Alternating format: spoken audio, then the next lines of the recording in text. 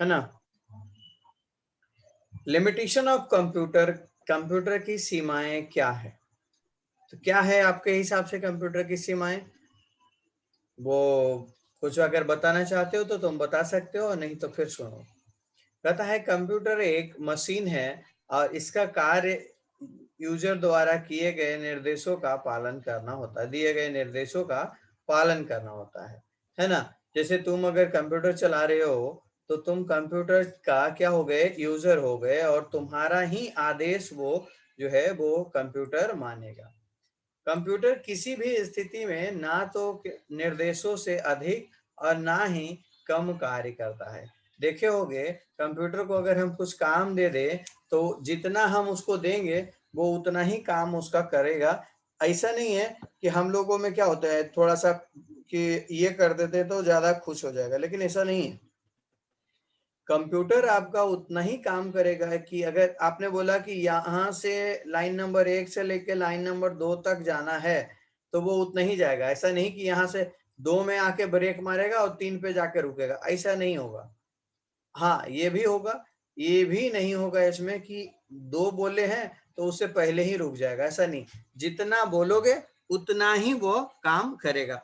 जैसे कि अगर मैं अभी आपसे बोल रहा हूँ कुछ, तो जितना मैं बोल रहा हूँ उतना ही आप सुन रहे होगे, क्योंकि उतना ही दायरा में ये जो है फ्रीक्वेंसी आपके पास जाती है और वही लैंग्वेज आती है जो कि मैं बोल रहा हूँ, है ना। ऐसा नहीं कि मैं बोल रहा हूँ कुछ तो वो वहां पे कुछ और जाएगा, ऐसा नहीं होता। अब यहाँ पे एक और है कि कंप्यूटर एक मूर्ख नौकर है, नौकर की तरह कार्य करता है। देखो बिल्कुल मूर्ख नौकर तो है ये भाई। क्यों? क्योंकि देखो ऐसा तेज तो है, लेकिन हमने अपने हिसाब से मूर्ख इसलिए बोला यहाँ पे कि ये बेचारा दिन भर काम करते रहता है, ना ही इसको मजदूरी मिलता है ना ही कुछ मिलता है, खटते रहता है, चलते रहता है। लेकिन साथ में एक और चीज है इसके अंदर मूर्खता, कि इसको ना बंद होने का भी जो है ऐसा कुछ विधि नहीं है कि अगर बिजली वगैरह ऐसा कुछ आ जाए तो हम बंद हो जाएं खुद ही, ऐसा कुछ नहीं है इसके पास। यानी हम खुद ही इसको बोलेंगे या आदेश देंगे या फिर हम उसको उस प्रोसेस के अकॉर्डिंग उस पर वर्क करेंगे तब वो बंद होगा, नहीं तो नहीं होगा। अब है अनेबल टू सेल्फ प्रोटेक्शन, इसके आगे हम लोग और देखेंगे। जैसे यहाँ पे एक एग्जाम्पल भी दिया हुआ है कि यदि आप कहें कि जाओ और बाजार से सब्जी खरीद ले आओ, निर्देश देने पर वह बाजार जाएगा और सब्जी भी खरीदेगा, परंतु सब्जी लेकर घर तक कभी नहीं लौटेगा। यह प्रश्न उठता है कि क्यों? तो सीधा उत्तर इसका ये है कि अपने सब्जी खरीदने को अवश्य कहा था पर उसे घर आने को नहीं कहा था। समझ गए ना? इसका अर्थ क्या हुआ? कंप्यूटर के अंदर सामान्य बौद्धिक क्षमता नहीं है। आप एगो वो देखे होगा ना, रोबोट वाला मूवी, इसका था ना, रोबोट रोबोट रोबोट या ऐसा कुछ करके था, इनका रजनीकांत का मूवी था ना, देखे थे? देखे ही होंगे। हाँ सर बोलिए ना। अनेबल टू सेल्फ प्रोटेक्शन, मैं तो बोल ही रहा हूँ, तुम सुन नहीं रहे हो बच्चे। अनेबल टू सेल्फ प्रोटेक्शन कहता है कंप्यूटर चाहे कितना शक्तिशाली क्यों ना हो परंतु उसका नियंत्रण मानव के पास ही होता है। देखो ये अपने आप को जितना भी पावरफुल समझ ले, लेकिन उसको चलाने वाला कौन होता है? मैन ही होता है, अवश्य मानव होता है ना। कंप्यूटर किसी भी प्रकार से आत्मरक्षा नहीं कर सकता, इसके पास सेल्फ डिफेंस नहीं होता है। अगर हम इसे एक लात अभी हम पढ़ा रहे हैं तुम्हें और सामने वाले अपने लैपटॉप को हम एक लात मार दें या फिर एक मुक्का, तो ये जो है चूर हो जाएगा। ये अपने आप का बचाव नहीं कर सकता, है ना। जैसे अगर उदाहरण के लिए यहाँ पे एक ही कि श्याम नामक किसी एक व्यक्ति ने ईमेल अकाउंट बनाया और एक पासवर्ड उसने अकाउंट खोलने के लिए चुना। कंप्यूटर यह नहीं देखता कि उस अकाउंट को खोलने वाला श्याम ही है या बल्कि कोई और। अब यहाँ पे भी देखो, पहले ये तो ये हो गया एक, ये मैंने मुक्का वाला इसी बता दिया एग्जाम्पल में। एक यहाँ पे कि देखो सपोज करो कि तुमने एक अकाउंट बनाया और उसका पासवर्ड आपने रखा राम। अब ये पासवर्ड अगर हम भी जान गए तो हम क्या करेंगे? अगर हम पासवर्ड इसको डाल देते हैं इस पीसी में तो ये ओपन हो जाएगा। क्या हो जाएगा? ओपन हो जाएगा। मतलब ये नहीं देखेगा कि इसको अवनीश सर ने ओपन किया है या अश्विनी ने ओपन किया है। समझ में आया? उसके पास यस सर। उसके पास ये दिमाग नहीं है कि वो ओपन करने वाला व्यक्ति हमारा मालिक है या चोर। ठीक है, ये क्लियर हो गया। दूसरा है लैक ऑफ डिसीजन मेकिंग। आप यहां से देखो, लैक ऑफ डिसीजन मेकिंग का मतलब होगा कि कंप्यूटर में निर्णय लेने की क्षमता नहीं होती। उसके पास कंप्यूटर में जो है वो निर्णय लेने की क्षमता नहीं है, ये बात भी सामने आपको पता है। जैसे कि एक क्योंकि कंप्यूटर एक बुद्धिमान मशीन नहीं है, यह सही है या गलत की पहचान नहीं कर पाता। देखो क्यों बुद्धिमान मशीन इसलिए नहीं है क्योंकि कौन उसका सही उपयोग कर रहा है, कौन गलत उपयोग कर रहा है, उसको उससे मतलब नहीं है। उसको मतलब बस इसी से है कि हमको ऑपरेट कोई कर दे। ठीक है, और जो ऑपरेट किया वो उसी का क्या हो जाता है, उसी का गुलाम हो जाता है। होता है ना जी?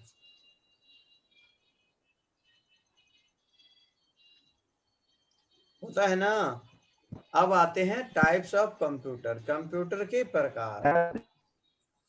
कंप्यूटर के प्रकार देखो, जैसा कि हम आपको यहाँ पे दिखा रहे हैं एक पिक्चर में, वो है सिस्टम यूनिट,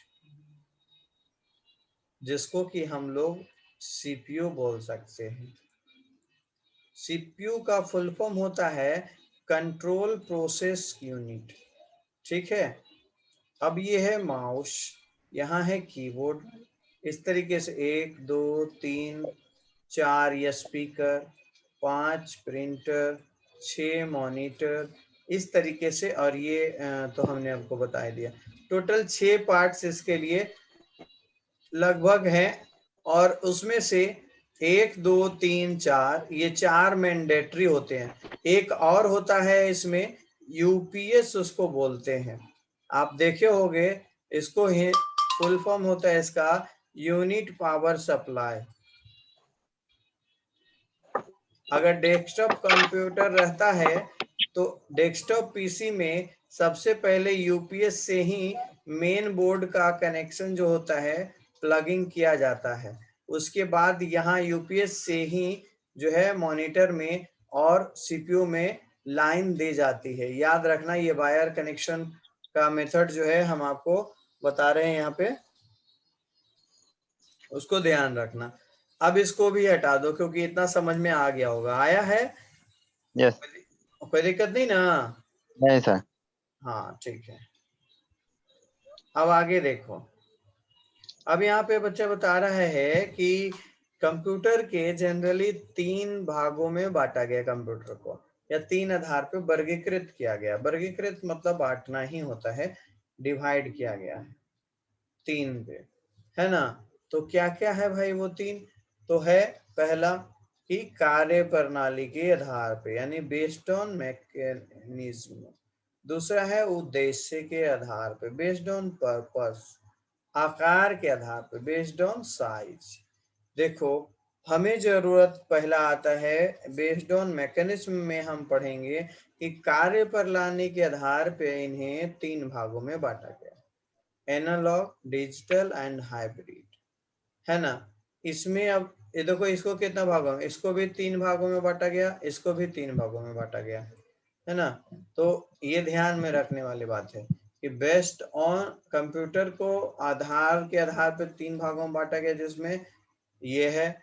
और उसमें जो है पहला बेस्ड ऑन मैकेनिज्म है, उसमें 3 भाग में बांटा गया, जिसमें एनालॉग, डिजिटल और हाइब्रिड है। देखो ऐसा तो समझ में आता है कि एनालॉग कंप्यूटर होता क्या है, पर फिर भी यहाँ पे देखो लिखा हुआ है, उसको समझते हैं कि जो भौतिक मात्राओं जैसे प्रेशर यानी दाब, टेम्परेचर यानी तापमान, लेंथ यानी लंबाई, हाइट दैट मीन्स ऊंचाई आदि को माप कर उनके परिमाप अंकों में व्यक्त करे, ये कंप्यूटर की राशि का परिमाप तुलना के आधार पर करते हैं। जैसे थर्मामीटर में आपका जो होता है डिग्री, है ना? आप उसको 2 तरीके से नापते हो, एक सेंटीग्रेड में और एक फ़ारेनहाइट में मापते हो ना? Yes sir. एक नॉर्मल व्यक्ति का टेम्परेचर कितना होता है, बॉडी टेम्परेचर? 9.9। 19। 9.9 होगा। नहीं सर, हाँ, नॉर्मल 90 कुछ करके शायद था। 98 के करीब में होता है, 98 डिग्री सेल्सियस में रहता है। हाँ सर, ठीक है, 98 या 90 या फिर ऐसा ही। 37 नियर में होता है, वो फ़ारेनहाइट में होता है। ठीक है, इसको ध्यान रखिएगा। वैसे क्योंकि मालूम चलता है शरीर थोड़ा सा गर्म होता है तो लोग कहता है हमको बुखार हो गया, तो बुखार में अगर 98 माना जाता है या उससे ज़्यादा, जैसे 99 हो गया, 100 हो गया, तब हम लोग कहते हैं कि बुखार है। अगर 98 और 97 के नियर अबाउट में रहता है, दोनों समथिंग लाइक में, तो यहाँ पे जो है बुखार उसे नहीं माना जाता, उतना का बॉडी टेम्परेचर रहता है, थोड़ा माना नहीं जाता है, उतना वैल्यू नहीं उसको मिलता। लेकिन अगर 99 रह जाए, पार हो जाए 98 के, तो लोगों के पास टेंशन बन जाता है कि हमें थोड़ा सा सुधार जाना चाहिए या अलर्ट हो जाना चाहिए, क्योंकि जो है हमारे पास गर्म शरीर हो गया, यानी हमें बुखार होने लग गया है। एनालॉग कंप्यूटर के बारे में समझते हैं। मुख्य रूप से विज्ञान और इंजीनियर के क्षेत्र में प्रयोग किए जाते हैं, क्योंकि इन क्षेत्रों में मात्राओं का अधिक उपयोग होता है। उदाहरण के लिए एक पेट्रोल पंप में लगा एनालॉग कंप्यूटर। पेट्रोल पंप तो देखे ही होंगे आप, वहां देखते हो जो हाँ मीटर वगैरह लगा रहता है वो एनालॉग कंप्यूटर में रहता है। निकालने, जैसे पंप से निकालने पेट्रोल की मात्रा को मापता है और लीटर में दिखाता है, तथा इसके मूल्य की गणना करके स्क्रीन भी दिखाता है। बहुत बढ़िया से आप इसको समझ रहे होगे, बिकॉज आप अच्छी तरीके से पेट्रोल डालना है तो आज के डेट में जाते ही होगे बाइक से, है ना। डिजिटल हाँ। कंप्यूटर, इसको समझते हैं। yes, डिजिट का अर्थ होता है अंक, अर्थात डिजिटल कंप्यूटर कंप्यूटर वैसा कंप्यूटर जो अंकों की गणना करता हो, उसे डिजिटल कंप्यूटर कहते हैं। क्लियर हुआ? जो व्यापार को चलाते हैं, घर का बजट तैयार करते हैं और प्रकार के किसी भी चीज की गणना करके हाउ मैनी यानी कितनी मात्रा है इसका आधार या फिर इसके प्रश्न का उत्तर देने का काम डिजिटल कंप्यूटर करता है। समझ गए? पैसे गिनते हो yes, आप, देखो मशीन में जाओगे, ठड ठड ठड ठड ठड ठड करके निकाल देते पैसा। जनरली पैसा yes, तो एटीएम में निकाल देता है, ठीक है, लेकिन एक जगह और है, बैंक में जाओगे पैसा जमा करने के लिए, एक मशीन रखा हुआ रहता है, दादा दादा दादा करता है, यहाँ पे कितना नोट तुम्हारा 100 का है, कितना ये है, वो सब गिन के रख देता है अलग अलग सब का। अलग अलग तो हम लोग अपने माइंड से सेटअप हाँ, किए हुए हैं कि उतना सिक्का बनाए हुए हैं, वो वाला अगर नोट होगा तो वो गिरेगा तो इसमें गिर जाएगा, अगर ये से थोड़ा सा बड़ा होगा तो इसमें गिर जाएगा। इस तरीके से हम लोग बनाए हुए हैं, है ना। तो ये हमें हम्म, समझ में आ जाता है कि ये इस तरीके से है। और डिजिटल कंप्यूटर का भी एग्जाम्पल बहुत अच्छा है कि जो माप चीज का करता है, और जनरली हम लोग ऐसा जीवन अपने जीवन में बहुत सारे अलग अलग जगहों पे इसको देख चुके हैं। अब आते हैं हाइब्रिड कंप्यूटर। देखो जैसा कि मैंने बताया, हाइब्रिड वर्ड जो है, नहीं बताया तो फिर भी सुन लीजिएगा, कि हाइब्रिड वर्ड जो है वैसा है जिसमें कि कम्बो होता है, दो चीजों का मिश्रण को जनरली हाइब्रिड नाम दिया गया है। आज के डेट में देखो, नस्ल गायों का भी अगर होता है तो उसमें भी अगर दो अलग मिले, या फिर हमने आम का भी पेड़ लगाया है और दो आमों के अलग अलग पेड़ों को एक साथ अगर नस्ल किया जाता है, ऐड किया जाता है, जोड़ा जाता है उन्हें आपस में, तो उसको हाइब्रिडाइजेशन या हाइब्रिड बोलते हैं, वैसे सेक्टर में। अब देखो एनालॉग क्या हुआ, एनालॉग कंप्यूटर और डिजिटल कंप्यूटर इन दोनों को प्लस कर दिया गया। ऐसे कंप्यूटर जो बिना के बनाए जाते हैं उसमें हाइब्रिड कंप्यूटर उसे नाम दिया गया है। जैसे पेट्रोल पंप की मशीन एक हाइब्रिड कंप्यूटर के रूप में कार्य करती है। अभी के डेट में इसको समझ लेना। अब है बेस्ड ऑन पर्पस, पर्पस के आधार पे। तो पर्पस के आधार पे हम लोग देखते हैं, तो कहता है कंप्यूटर कंप्यूटर को उद्देश्य के आधार पे दो भागों में बांटा गया है, दो भागों में बांटा गया है। पहला स्पेशल पर्पस और दूसरा जनरल पर्पस। ठीक है, स्पेशल पर्पस क्या था? स्पेशल पर्पस कंप्यूटर ऐसे कंप्यूटर हैं जिन्हें किसी विशेष कार्य के लिए तैयार किया जाता है।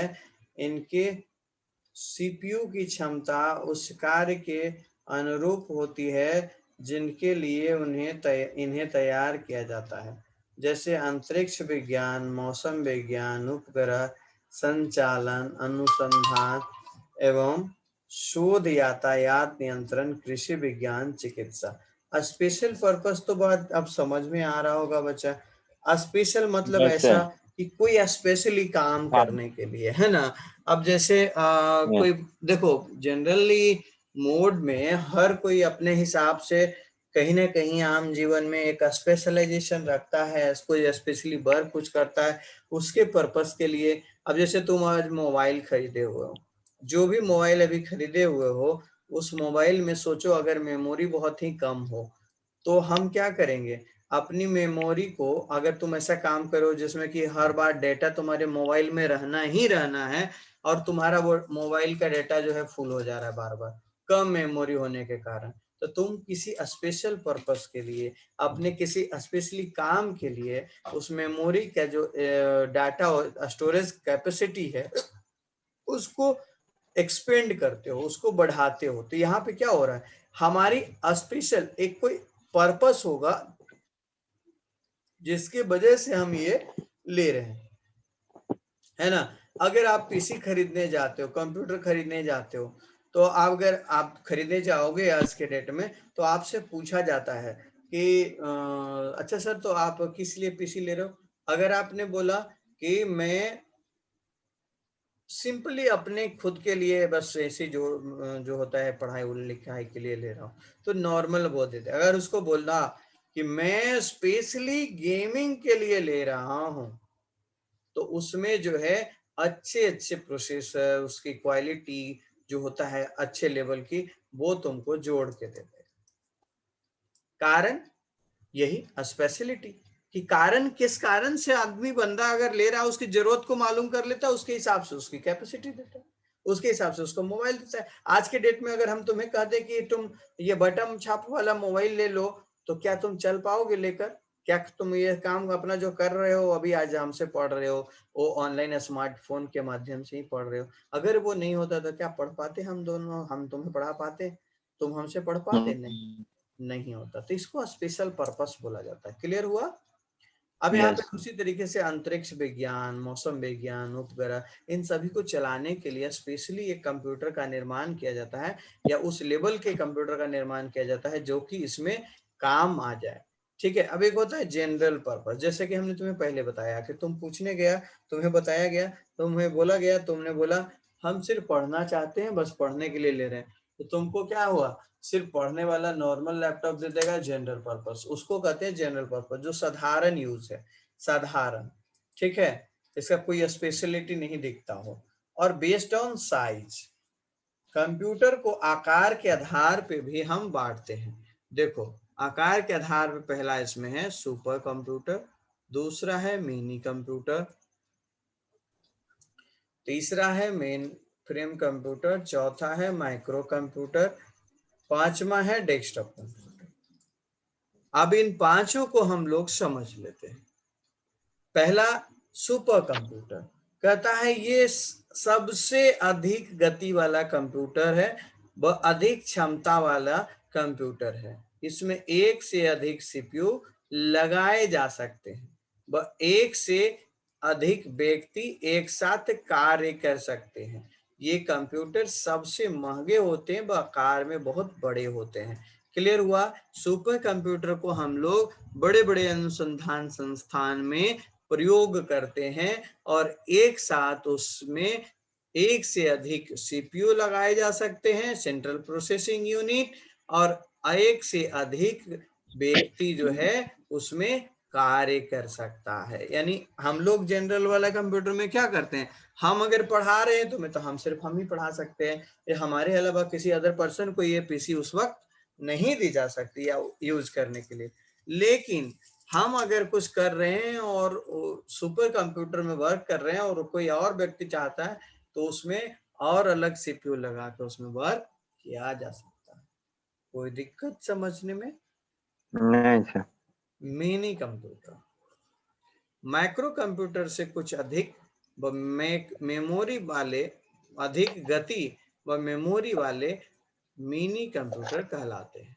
इसमें एक से अधिक सीपीयू हो सकते हैं व ये माइक्रो कंप्यूटर से महंगे होते हैं। माइक्रो कंप्यूटर जो होगा ना, ये वाला जो माइक्रो कंप्यूटर है उससे ये क्या होता है, महंगा होता है। मिनी कंप्यूटर का उपयोग यातायात में यात्रियों के लिए आरक्षण प्रणाली का संचालन और बैंकों में बैंकिंग कार्यों के लिए किया जाता है। अब आपसे क्वेश्चन पूछेगा कि बैंक में कौन से पीसी का उपयोग किया जाता है, तो आप क्या बोलोगे? Mini computer. चलिए मेन फ्रेम कंप्यूटर में आते हैं।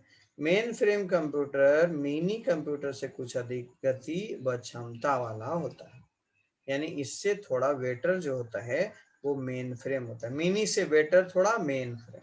क्लियर है?